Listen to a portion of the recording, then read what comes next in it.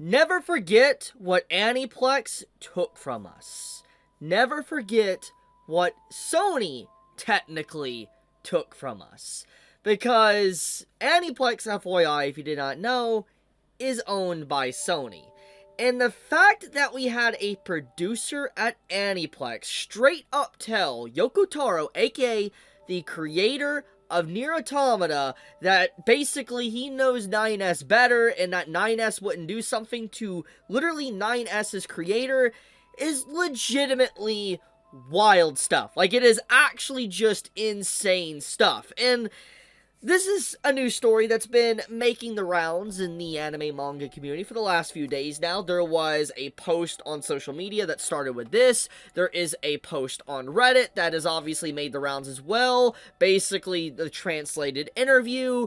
There's a lot of people talking about this, and a lot of people are bringing up the point that this is an iconic image from the game of Nier Automata. For instance, seeing this scene that's very vague that could imply that 9S either wants to, let's say, initiate the Pound Town or potentially kill 2B. One or the other. It was a very vague statement, but it was very obvious what was being implied here, especially with the overall sexual tension that was between 9S and 2B throughout the entirety of the game.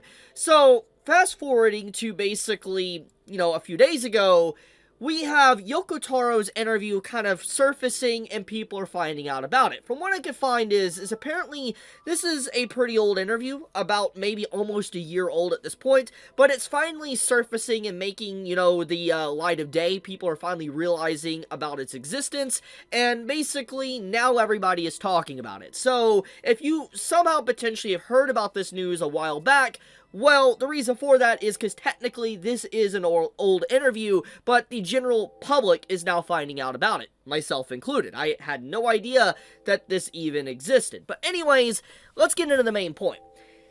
One thing that blows my mind about this situation is that Yoko Taro, as I already said at the beginning of this video, he is the creator. He is literally the father of Nier. He created Drakengard, he created Nier, he created these characters. Obviously, he's had some help, but he is legitimately the main creator of this world.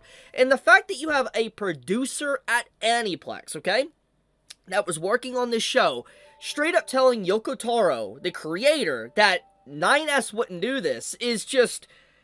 it's such a wild statement. And I have read multiple translations of the interview. For instance, this Reddit translation that comes from like a Spanish interview. And then there is one that's directly from the Japanese. And it's basically stated both times that yes, the creator basically said that, 9S wouldn't do this. And I'm just like, were we not playing the same game? I mean, I already showed evidence here with this image alone. Like, were we not playing the same game? I'm willing to bet you that producer legitimately did not really play it much, because it's like, I don't know how someone after playing Nier Automata, it could be like, 9S wouldn't do that. He 100% would. Yeah, he would probably be very awkward and shy, but he 100% would have intimate moments with 2B. There is no doubt in my mind with that whatsoever. So the fact that a producer thought he knew better than Yoko Taro is one of the biggest disrespectful things I've heard in a while. Now, I do want to make sure this is stated, okay? That this interview apparently does have Yoko Taro and the overall producer side by side, basically, talking to the person that's interviewing them. And it seems like Yoko Taro more or less is on friendly terms with the producer that shot down his ideas, or technically rejected his idea. He's still on friendly terms. He hasn't, cut him out or anything like that. It seems like more or less he's moved on. But it does seem that deep down, with his jokes and jabs in the interview, that Yoko Taro does, more or less, he did want that scene with 2B and 9S, but obviously he did not get it. I'll talk more about the reason why it potentially wasn't added in a second. But more or less, though, Yoko Taro is still on friendly terms with the producer, okay? So, I wouldn't necessarily say he's upset or anything like that. Maybe he was hurt a little bit, but it seems like more or less he's not going to let that stop him from interacting with the team and all that, the staff and stuff. So, I do want to make sure that is stated before I go any further. But anyways, let's talk about why it potentially was not in the anime, okay? If I had to take an educated guess, I would assume the reason why we didn't have a scene like that added, that Yoko Taro wanted added, is because, broadcasting regulations. Like, let's be honest. Obviously, anime can be a little bit flexible in comparison to stuff like, say, in the West. But at the end of the day, some things do need to be censored to a degree to be able to air on, TV broadcasting. That's just how it is.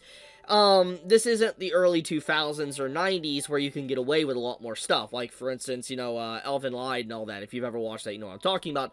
There's a lot more restrictions, so to speak. So if I had to take an educated guess, I feel like the producer more or less tried to come up with a very quick on-the-spot excuse to be able to get around the potential hassle that it would be to censor a scene like 9S and 2B getting it on, so to speak. That's my educated guess. I feel like more or less it was just corporate speak for trying to avoid the situation of a censorship nightmare because of whatever the time bracket that, Nier Automata would air on, it would have to also be in a time bracket that would be able to allow something like that to even air in the first place. There's a lot of anime that's put on very late, etc. at night to be able to air for a little bit more risque content. So when you factor that in, most likely just the producer didn't want to deal with that hassle, and that's why most likely it got rejected. Which is fair. It is fair at the end of the day, but to outright say that 9S wouldn't do it, I think is just a straight up, gonna be honest, bullshit lie. It is complete bullshit.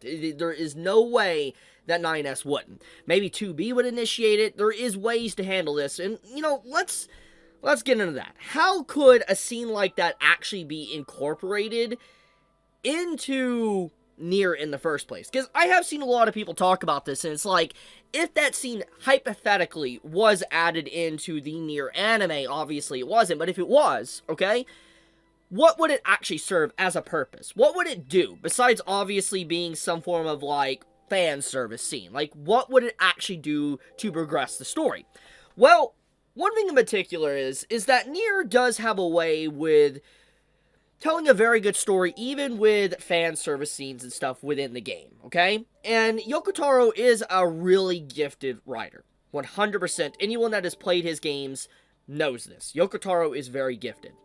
But the thing is if I had to take an educated guess on how it would have been incorporated, it would probably be somewhere along the lines of 9S hacking into old database files and stuff, finding out about, him being killed multiple times by 2B and other people part of the organization, like the androids, and, most likely he would probably maybe see, besides him just getting murdered, maybe an intimate moment with 2B at one given point.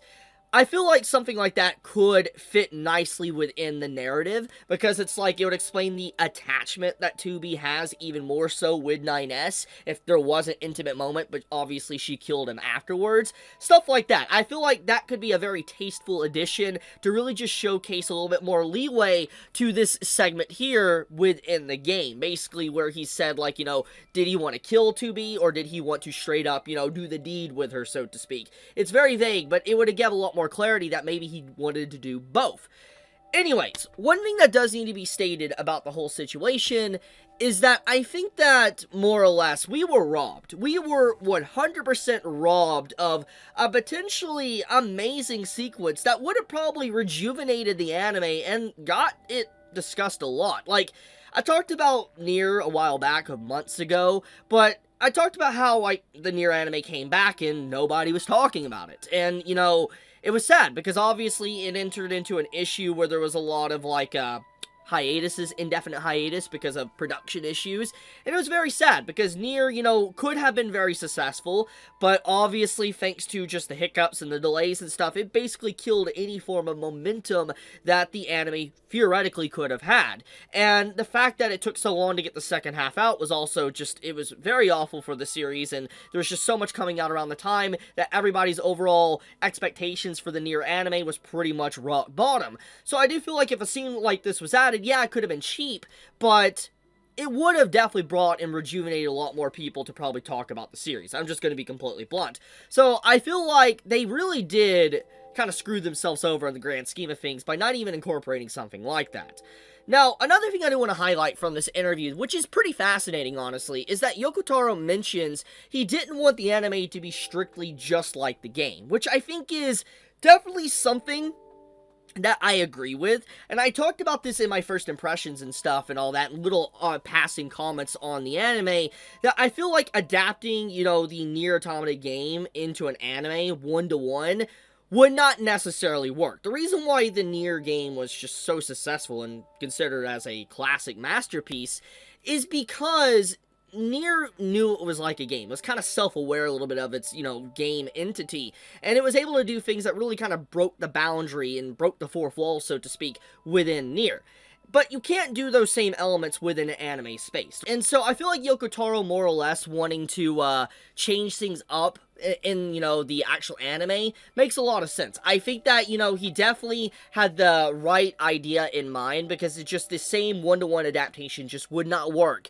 And I feel like it would have brought and rejuvenated the overall, attention to the anime as well if it was slightly different. So more or less, the biggest takeaway from this entire, ordeal with the interview to the stuff we found out, or at least is becoming more public knowledge, is that, in every direction, the Nier anime was really kind of set up to fail. It really was. To the hiatuses with the production issues, to the split core thanks to the production issues, to just, Yoko Taro being basically rejected, multiple ideas he had rejected. It did result in the anime feeling very lackluster and more or less a shell of what it potentially could have been. It's pretty sad, honestly. Once again, I don't necessarily think this is entirely the A1 Studios' fault completely, and all of Aniplex. This comes down to some decisions of the producer, but I do want to mention the fact, though, at the end of the day, this producer and all that is owned by Sony and Aniplex, so just take that away as you leave it, especially with the recent information that's came out in the last few days. But anyways, I'll leave it at that. Thank you so much for watching. May you all be safe and stay healthy. Chibi out.